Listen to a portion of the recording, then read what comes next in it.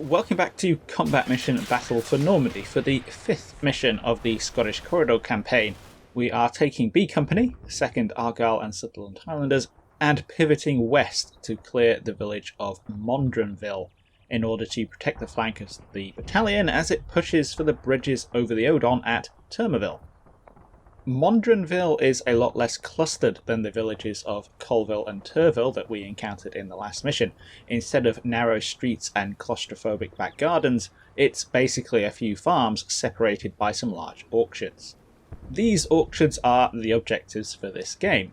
Is on the right, worth 100 points, Retty on the left for 150, and Marion behind that, worth 250. The mission briefing, which I'm scrutinising a lot more closely after the last mission, states that I must have exclusive control over the 3 orchards, or contest them to deny the enemy control. There's another 250 points on the table for destroying enemy forces, and a bonus 100 for keeping my casualties below 20%. The briefing also makes it clear that this battle is a meeting engagement. So although there are bound to be some German forces on the map to begin with, they are going to be reinforced, at least specifically by light armour coming in from Granville to the northwest.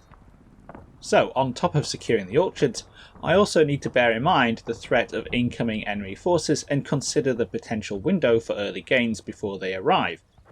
To get the job done, I have B Company, the Scout and Assault Pioneer sections from the last mission, minus a few casualties, and the leftover off-map support, a troop of 25-pounders and 2 sections of the Battalion 3-inch mortars. One of these only has about half its ammunition left, and the other one is arriving after 15 minutes. Also supporting the attack are elements of the Divisional Recce Regiment, 15 RAC, mounted in armoured cars. Starting off, we have 3 troop consisting of 2 Humber 3 light reconnaissance cars armed with Brens and 2 Daimler 2 armoured cars sporting 40mm 2-pounder guns. These are going to be joined later by another troop which has 2 heavier Staghound armoured cars. Finally, 2 of the infantry's battalion 6-pounders are also going to be turning up as reinforcements. So finally we have some representation from all 3 of the combined arms pillars again. The defining terrain feature here is the downslope from the centre of the map to the left edge. This is key terrain. Units up at the Is objective are able to dominate the orchards of the Retty and Marion objectives. So I either need to deny that terrain to the enemy, so that I can't be hit by flanking fire trying to clear the orchards, or take it, so I can gain that advantage and hopefully destroy or dislocate any enemy positions down below. The slope also serves to isolate the far right of the village from the left. So if I do keep advancing on Is, German positions down the slope won't be able to see over the crest and won't be able to mutually support any defenders on top of the hill. So this seems like a solid plan. Punch through the right, secure the Is objective and the buildings along the crest, then use that position to attack into Retty and Marion. Coincidentally, Is in between the rest of Mondrainville and the indicated approach direction of German reinforcements from Granville, so seizing that position may also allow me to fend them off with one hand while I use the other to secure what remains of the village. This neatly tees up a company attack. 1 platoon attacks Is, followed up by another platoon which can exploit the crest position, with B Company's final platoon acting as a reserve to swing left or right as the situation develops. The 25-pounders will support the attack on Is by keeping the buildings at the far end under fire, while the first batch of mortars will start off suppressing the first row of buildings on the right. The Company FO has a semi-reasonable and hopefully not too obvious OP position in my deployment zone, where he can just about see enough of the objectives to redirect fire as necessary. The armoured cars will support the Is attack. Sounds good, and a lot less woolly than my plan in the last mission. The first thing to do is to get into the fields to my right. Wet ground or not, I want to stay off the roads as much as possible, so one of the scout carriers busts through the fence to lead an armoured car section through, accompanied by 10 platoon. It doesn't take long for the Germans to respond, an LMG team in the top corner of the nearest farm opens up, followed by another team next to the gate into the compound. This team has a Panzerschreck, and they only just miss the scout carrier as it probes forward, leading me to pull it back. It's not a massive problem though. With the armoured cars on hand to provide suppressive fire, I'm able to keep moving forward, spreading out 10 platoon sections, and advancing to get into more effective rifle range. At the 5-minute mark, my pre-planned support starts to come in. The 25-pounder starts suppressing the crest line, my ultimate objective here, and the 3-inch mortars start landing behind the enemy positions I'm currently engaging. Probably coincidentally, the Germans start falling back. This is good news, but I'm out of position to capitalise. The Daimler I have supporting 10 platoon is out on the right, and the enemy is disengaging through the gap between the white farmhouse and the brick buildings, where it can't draw line of sight. Hurriedly bringing the other Daimler up to take advantage nets a few of them, but it's a little too late. Pushing forward with 10 platoon also reveals new contacts. There's another enemy team opposite the farm gate, and scouts approaching the brick buildings come under flanking fire from a team in the white farmhouse. Once again, I'm somewhat out of position to deal with these quickly. At first glance, it seems easy enough to compromise the mutual support of the German teams by flanking the white farmhouse, exploiting the windowless wall facing 10 platoon, but there's an impassable stretch of low bocage on the other side of the road. Without wanting to detour across the road further down, into an untested and potentially machine gun covered space, I bring the assault pioneers up. These are now riding one of the scout carriers, seeing as though the scout team that came with it were all but wiped out back at the Firm Grill Arm in the last mission, and they get up to blast the gap pretty quickly. 2 section goes in for the assault, supported by one of the Daimlers suppressing the junction position opposite, and 1 section occupying the brick buildings and shooting up the farmhouse. They receive a couple of Panzerschrecks for their trouble, causing casualties, but firing the weapon inside the farmhouse suppresses the Germans within and allows 2 sections leader to get in and clear them out with his Sten. This unpicks the defence, and the lone surviving German at the junction soon goes down. It's hardly all my way. The enemy manages to get a quick mortar stonk in, catching the pioneers out in the open, and I'm acutely aware that this has taken 20 minutes, despite the enemy running away halfway through. I am at least making a more conscious effort to keep the attack moving. 10 platoon's 3 section went out onto the right, where, finding no resistance, they've now pushed through into the IS objective orchard. The buildings at the far end have been under 25-pounder fire for the last 20 minutes, but inevitably there's a lone German team persisting on the corner of that compound. To what should be no one's surprise by now, despite casualties from both the artillery and my infantry, the lone survivor has an MG42 and seems determined to expend all of his ammunition before he goes down. Bringing the scout carrier up to bring some more suppressive fire to bear seems to work for a little while, but attempting to close in and solve the problem with hand grenades brings my assault team under fire from another MG42 in depth, firing from the far side of the courtyard. The closer German team is at least finally snuffed out by a lucky hit from the carrier, and I can bring the rest of 10 platoon up through the orchard to the courtyard's near side unmolested. Tackling the HMG on the other side is trickier, but I can bring the 2 Daimlers to bear on the right flank, one inside the IS orchard and one outside. With a hail of suppressive fire apparently keeping the Germans' heads down, I send a lone rifleman across the courtyard to polish them off with grenades. In the end he doesn't have to. They've abandoned the tripod-mounted 42 and probably been killed. This roughly marks the halfway point of the battle. Objective is secure, and all I have to do to complete my plan is to cross the road to the left, kick the Germans out of the houses on the crest line, and assume that position dominating the Marion objective. And it looks so far that that's the right call. What other spots I have of the enemy indicate that they've taken up a line along the bocage separating Retty and Marion, and the position I'm aiming for will see me enfilade them from the high ground. Of course, it's not that simple. I've run 10 platoon past its culminating point. They're now understrengthed, nervous, and down on ammunition, so I need to bring up another platoon to pass through them and continue the attack. I've slated 12 platoon for this, and while they're not far behind, they're not coming up faster than the German reinforcements. According to the briefing, these are likely to come from Granville, so I've been expecting these to come in from the road marked to Granville in the far right corner. The 6-pounders have arrived in the back right, and I've set one of them up in the fields to cover that avenue of approach. Of course, no German reinforcements appear on that road. Instead, they start to pop up, coming in from behind Marion. To be fair, a map of the area reveals a track leading in from Granville there, and this is a sensible place for the enemy force to arrive. But there's no indication of that in the actual briefing map, so I feel like it's a little bit misleading. Regardless, the first of the German reinforcements to arrive is a Lux.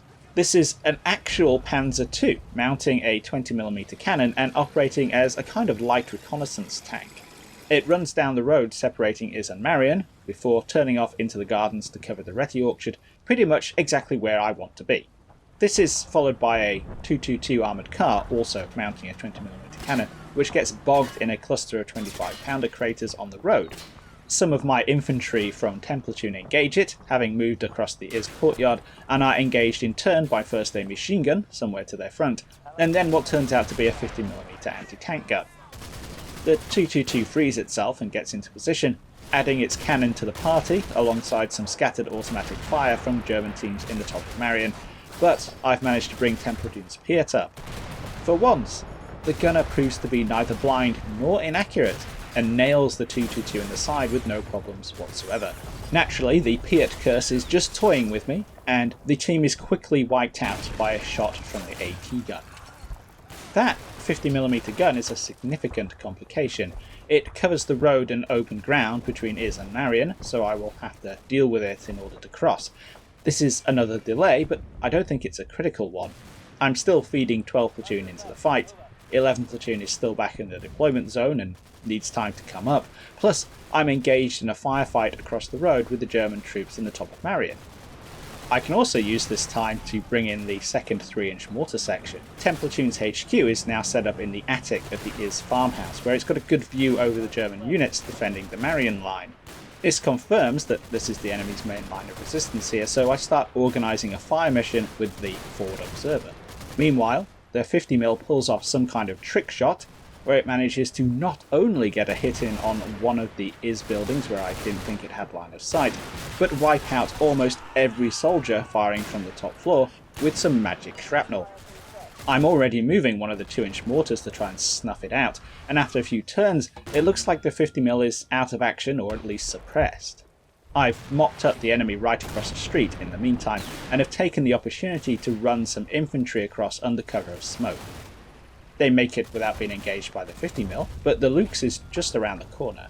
Beyond that is the German firing line, now bulked up by reinforcing recce half-tracks and more infantry. I feel like I need something a bit more chunky than some depleted rifle sections to tackle them.